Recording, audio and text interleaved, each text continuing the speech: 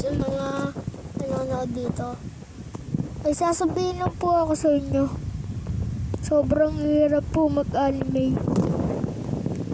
Animation pala.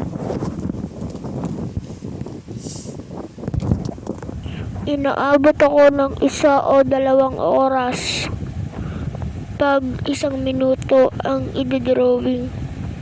Yung 1 minuto ko na bagong upload lang, yung yung kumanta ako, diba 1 minuto yun?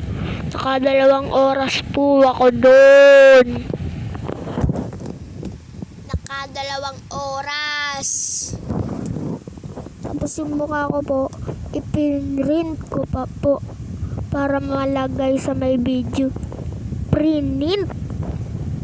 Pero po kasi printan dun sa may namin sa may labas. Sa amin po yun. Kaya po, huwag nyo na po nais na mag-animation. Sisikat nga po kayo. Pag nag-animation naman po kayo, napakahirap mag-animation.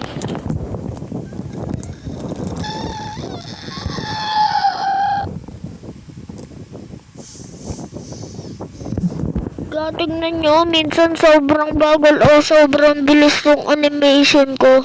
Hindi po kasi ako professional.